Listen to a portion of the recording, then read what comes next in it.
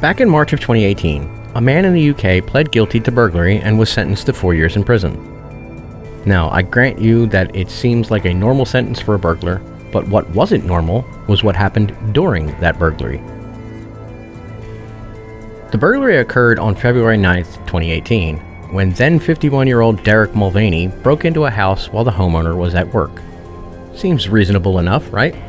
I mean, if I was going to burglarize a home, I know I wouldn't want the residents to be at home and increase the chances I got caught or the chances of a confrontation.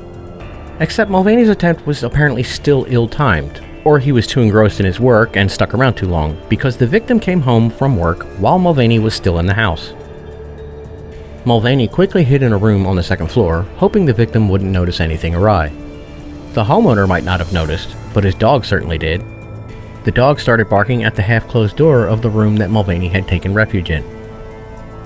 Mulvaney panicked, burst out of the room, and attempted to bull rush past the victim. It didn't work. The victim did manage to restrain Mulvaney and march him downstairs. Mulvaney begged and pleaded to be let go. The victim agreed, but with one condition. The victim would take a picture of the burglar. Mulvaney submitted to that demand and was released by the victim. That picture was then turned over to the police, who arrested Mulvaney 11 days later, although that arrest was only effected after some public pressure. Derek Mulvaney had been unknown to Kent police at the time of his arrest, but was later discovered to have a lengthy criminal record, with several convictions for burglary and theft outside of Kent. I'm not smooth-brained enough to consider burglary a viable career path, but hypothetically, if I did, I'm not sure I'd bargain a picture of my face for my freedom, especially since that picture would likely lead to my arrest anyway. At any rate, please welcome Derek Mulvaney to the chosen few.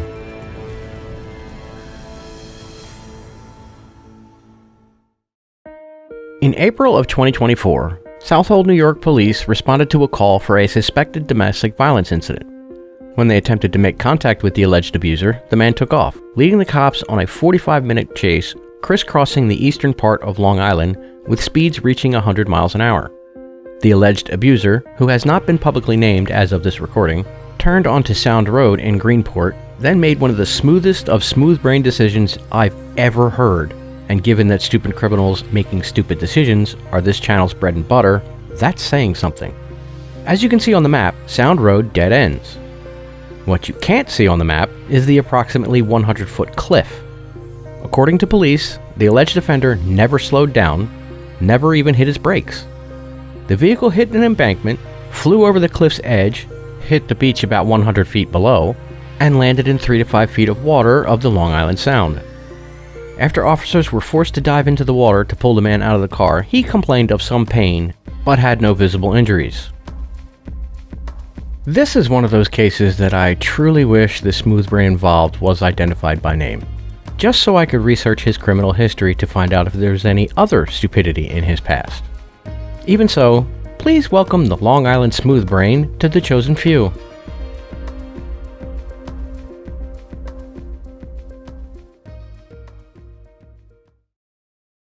Did you know that an average of 22 United States veterans end their own lives every day? Every day. That is unacceptable to me. We need to do more. We have to do something to help keep our brothers and sisters in arms from becoming one of that 22 a day. Please, if you need help, I'm begging you to call 1-800-273-8255 and press 1 for veteran, or dial 988 to talk to someone. Do not give up. Do not give in. There are people out there who love you and need you to stick around. That 22 a day is why I designed these shirts to call attention to the issue. The last time I sold a version of this design, it was my best-selling design ever. I wound up donating around $200 for suicide prevention. And they're even cheaper this time around. All of them are just $5 above the cost to print, and 50% of the profits will go to the American Foundation for Suicide Prevention. As proof, at the end of every month, I'll post screenshots of my sales page from Teespring and from the donation page from AFSP. This is a cause that means a great deal to me, so I hope you can help out.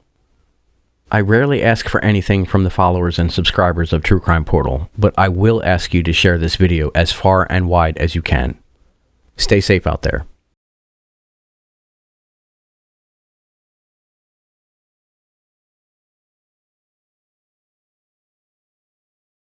Once again, we have a story that has no verifiable pictures of the smooth brain involved, but this one was too good to pass up.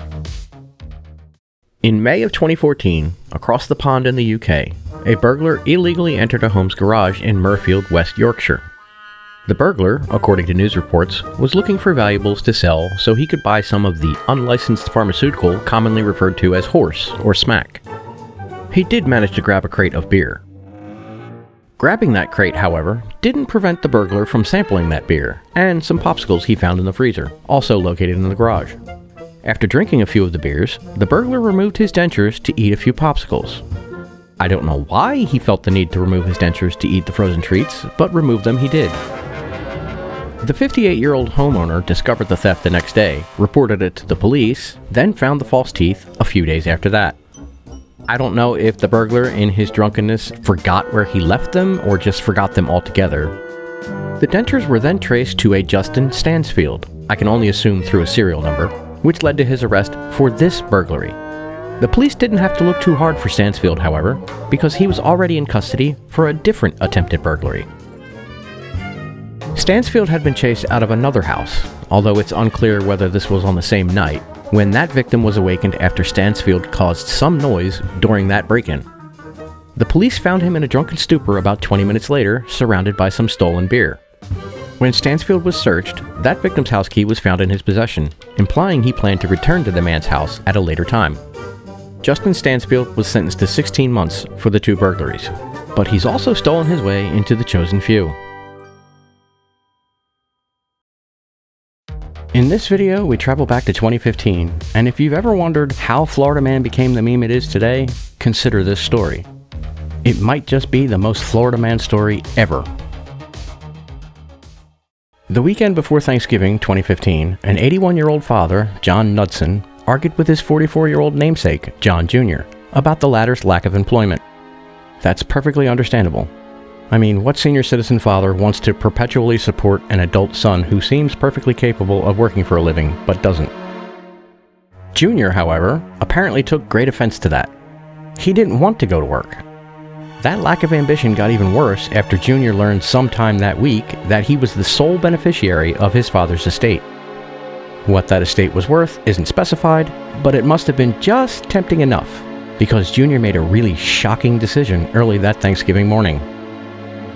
And by shocking, I meant he held 2 live electrical wires to his father's chest to electrocute the man.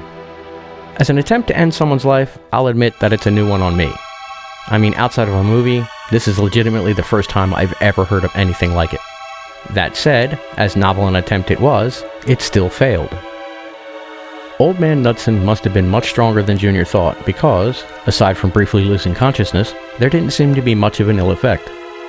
Dad waited for Junior to leave the room where he thought he committed patricide before sneaking out of the house and alerting Ormond Beach police.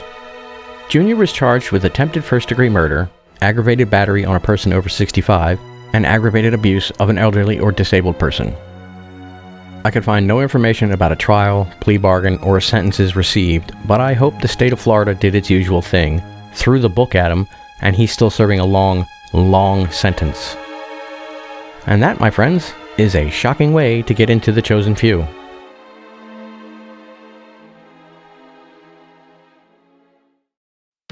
Far be it from me to offer advice to the smooth-brained criminals out there, but if you're hauling some unlicensed pharmaceuticals and a ton of cash worth a combined value of nearly $1 million, it might be a good idea to double, triple, or perhaps even quadruple check your route, even with the GPS, to avoid accidentally crossing an international border. That little bit of advice might have been of some benefit to the next contestant of The Chosen Few, because on the 2nd of May, 2023, 60-year-old Andrew Lee Toppenberg of Tustin, California, accidentally entered the line of traffic to cross the US-Canadian border at the Rainbow Bridge port of entry near Niagara Falls. Now, I looked everywhere I could think of for a picture of old Andrew and found nothing publicly available, but he apparently entered incorrect information into his GPS. Arriving at the border crossing without his passport, Toppenberg's vehicle was then subjected to some extra scrutiny. Apparently, that scrutiny was warranted, as the Canada Border Services Agency found nearly 400 pounds of vacuum-packed marijuana worth approximately $262,000 to $524,000 US, along with almost $603,000 in cash. Toppenberg was arraigned on the 5th of May, charged with possession with intent to distribute, importing cannabis, and, this is a new one on me, the possession of the proceeds of property over $5,000, knowing that all or part of those proceeds were obtained by a crime in the United States. He was held without bail and was awaiting trial. I couldn't find anything about whether that trial has occurred or any sentences he might have received, but the fact that he went through a border crossing accidentally with that much money and Mary Jane while using a GPS earns Andrew Lee Toppenberg his place among the chosen few.